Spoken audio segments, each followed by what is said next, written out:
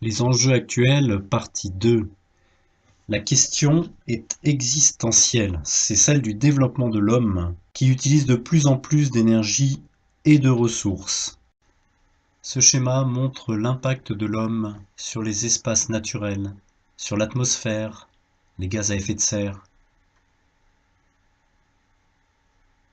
sur la biodiversité, l'extinction des espèces, par les villes et leur emprise, par la pollution, par l'agriculture, qui est toujours plus étendue aux dépens des forêts,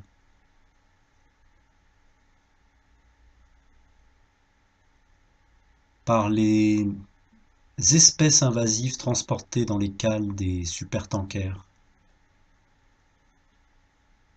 par les mines qui entaillent les paysages, par la surpêche industrielle et par l'exploitation de l'eau jusqu'à la dernière goutte.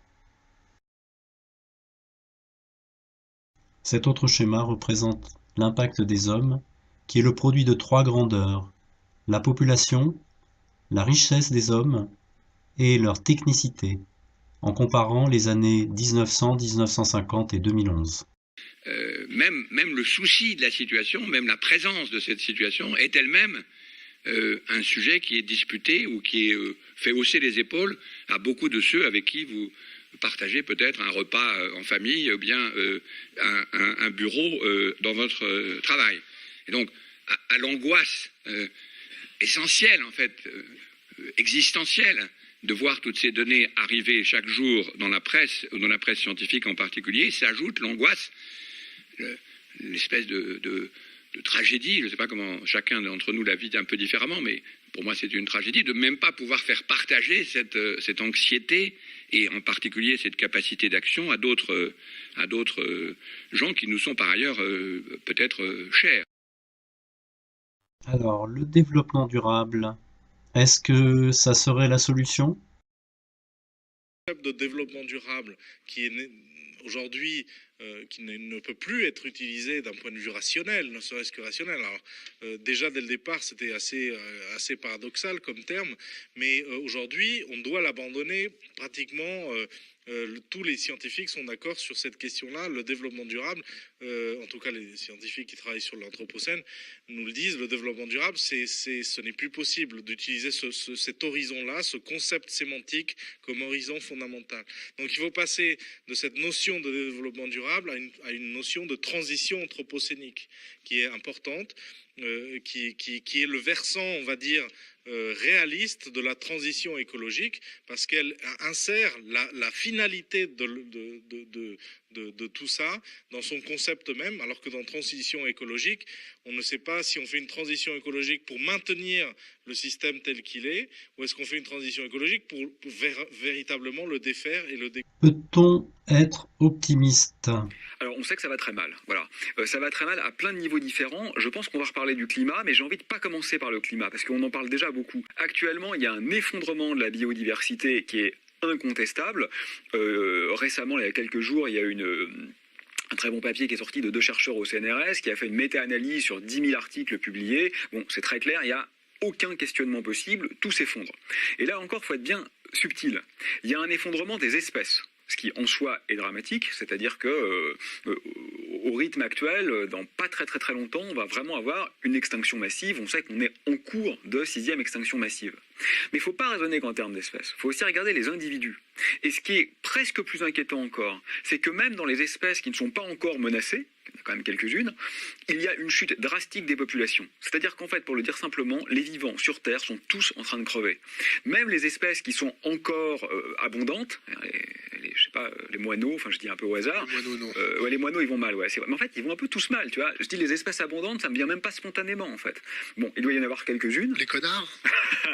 Ouais, celle-là, elle est en croissance, ouais. Eh ben, il y a quand même une diminution des populations, quoi. Donc ça, c'est super inquiétant, en fait.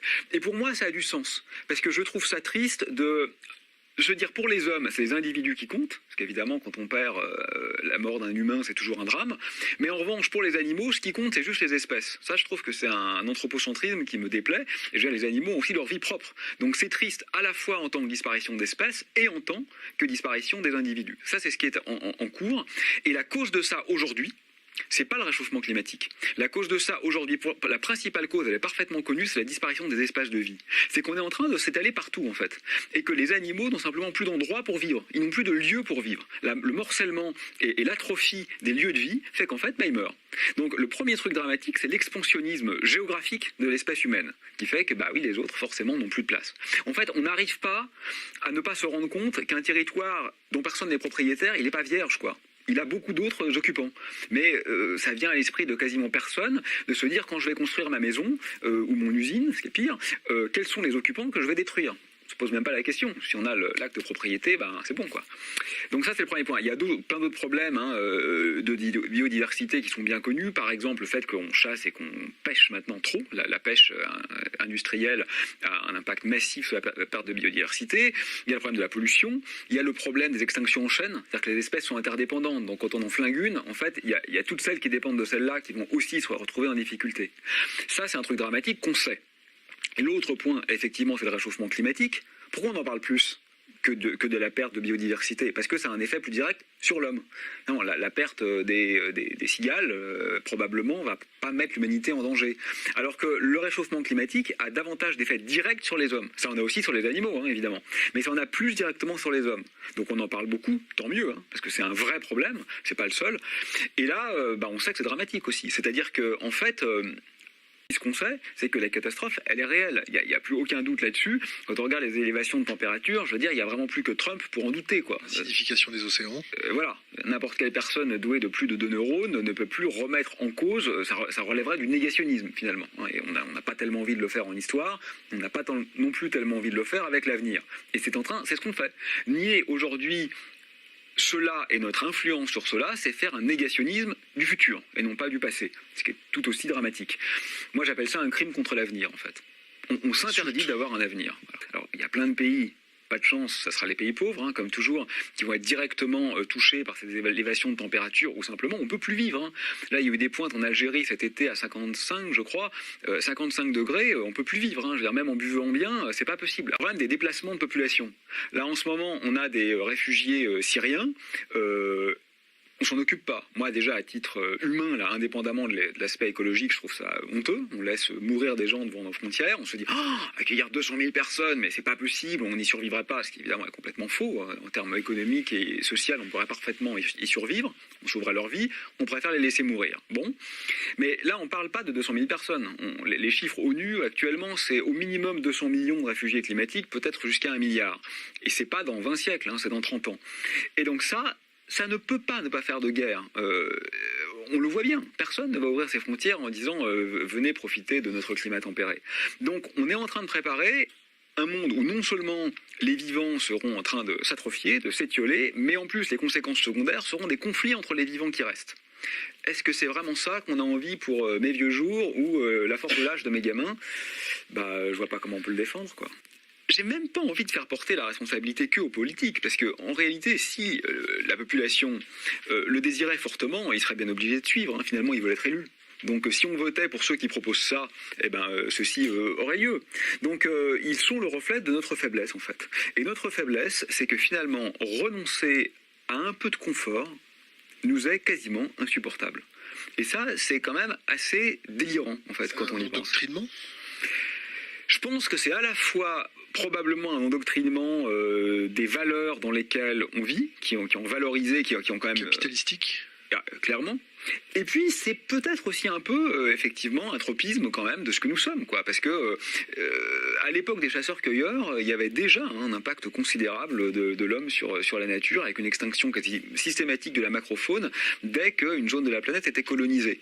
Donc moi, je crois qu'il faut... Le but, là, l'enjeu qu'on a face à nous, c'est pas de revenir à un passé fantasmé qui a jamais existé, où on aurait été en équilibre, avec une nature bien heureuse. Je crois que ça n'a jamais été le cas, en fait. Il faut vraiment inventer un avenir radicalement autre. Donc c'est un truc extraordinairement difficile et ça n'en prend pas du tout le chemin, hein, puisqu'en ce moment, tous les vœux sont des vœux pieux.